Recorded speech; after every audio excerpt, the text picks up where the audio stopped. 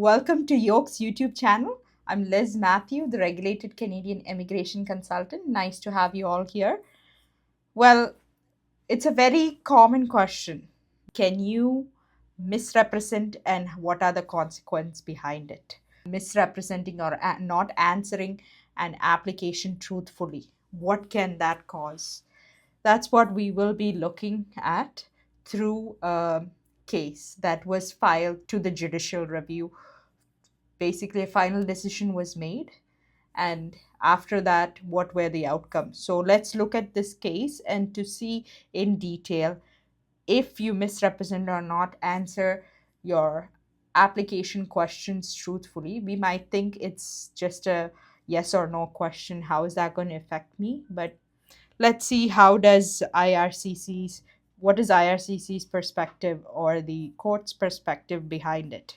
This particular case that we will be looking at, that's what exactly happened to this one individual. It is a newly married woman applied for a work permit to join her husband in Canada. But a forgotten detail from her past came back to haunt her. In that application, whatever she mentioned, it basically had a reverse effect from what she really thought it was. So, welcome to the IRCC versus court. This is a series that we are doing, and where we break down real Canadian immigration court battles and what they mean for you. So, in this particular case was in 2016. Happy Ben Shailesh Bhai Patel married Rikin Kumar Patel, a student in Canada on postgraduate work permit. And shortly after their wedding, the spouse did apply for open work permit, a common process for spouses of temporary foreign workers. So it's a very common process, and the same way the PGWP holder was working in Canada, he applied for his spouse back home to come into Canada. But on her application, there was a question that asked, have you ever been refused a visa in any country, in Canada or in any other country? And she did answer it as no. In reality, what really happened to her was she had a previous US refusal, visa application refusal, and that happened twice back in 2015. And the refusal was due to concerns that she wouldn't return home after visiting United States. So that was the reason for refusal. And that simple omission led to a refusal of her Canadian work permit application. And not because of the US refusals themselves, but because of her representation. So that is why that particular um, application was refused, due to the misrepresentation point of view. And so once an application is refused, there is always a chance to challenge it in courts. So how this can be challenged is through judicial review.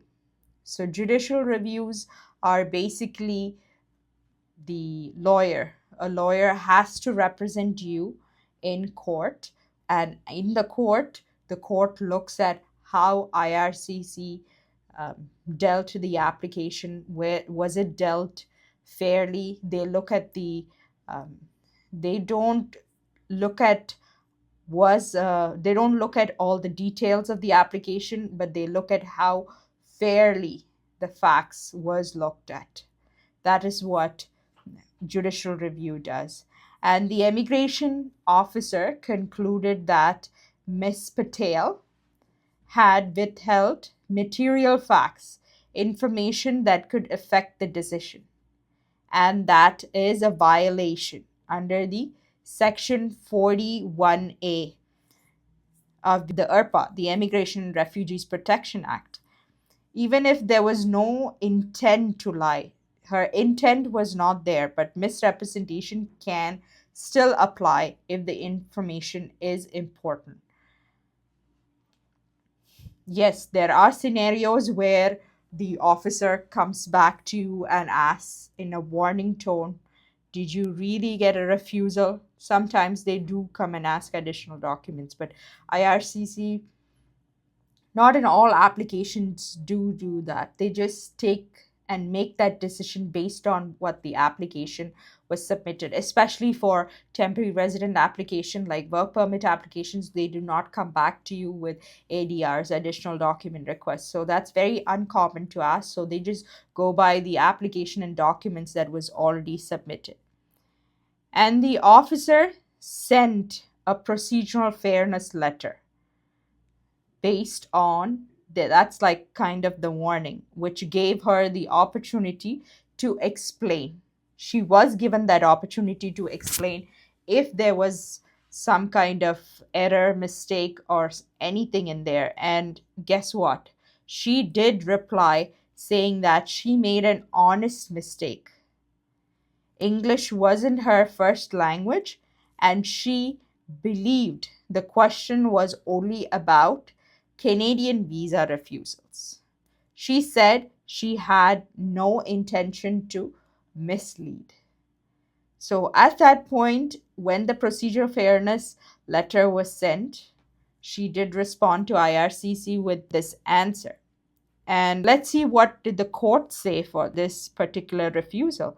So Justice O'Reilly of the federal court, he is the one who reviewed the case, and he said he found that the officer acted fairly. And Ms. Patel was given a meaningful opportunity to respond, and her explanation was considered. The court said this wasn't a face, this wasn't really a case of unfairness or bias. And even though the judge acknowledged her situation and understood her explanation, he upheld the officer's decision. And why did the judge particularly do that? Even though she did not answer no without an intention, the judge really said that I do think that IRCC officer did make the right decision. And why the courts basically said that is that because the court found the mistake wasn't just honest, it had to be reasonable too. And Miss Patel knew about the prior refusal. She had help completing the application, and the information she left out was directly relevant to whether she could be trusted to leave Canada after her permit expired. So, in the court's view, the officer's conclusion wasn't unreasonable. So, basically, Miss Patel had helped to complete her application, even if she was not really comfortable with English and she was not really familiar with that language. She did have somebody to help her out to complete the application, so it was not reasonable. And what we can take away from this particular case regarding misrepresentation is always it's very very important to disclose all visa refusals, even if they were from other countries. It's always a notion that you think that okay, if I disclose my refusal, I'm going to be penalized on it. Well, that's not always the situation. Sometimes refusals have to be disclosed, even if it's going to have a negative effect. It has to be disclosed. There's no way that you can hide it, because if the officer do find out that you did make an intentional and an honest mistake, you will be penalized on it, just in this case. And misrepresentation does not require intent. Just missing or incorrect information is that's what matters. So misrepresentation is quite big, and that 5-year ban that you get after misrepresentation is given to you, that even puts you more at risk, and you're basically in this dilemma position where you will be not knowing what to do in that 5 years, but it's always there in your history. So always be careful, and you will usually get a chance to explain, but that doesn't mean the decision will be reversed.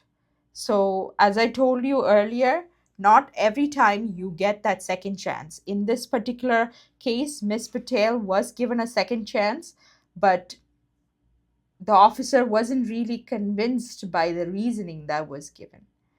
And even innocent mistakes can result in serious consequences, including refusal for a 5 year ban. And what do you think about this particular scenario? Leave us a comment and let us know, so we can see what is your opinion on this particular case, and did the court really make the right decision? Let us know.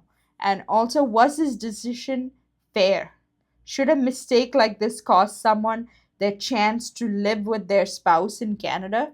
So basically, it was just a spousal open work permit. And it was pretty straightforward. Back in the day, you did not require an employment or anything like that. So she did meet all the other genuine criterias, but that one small no, where she had already a refusal in place, she answered no. That costed her her lifetime and to be along with her spouse. And let us know in the comments. And if you are applying for a visa, PR, or facing refusal, make sure you subscribe. And every week we break down a real immigration court case so you can learn from it and avoid these pitfalls. And thanks for watching, and we will see you in the next episode of IRCC versus the court.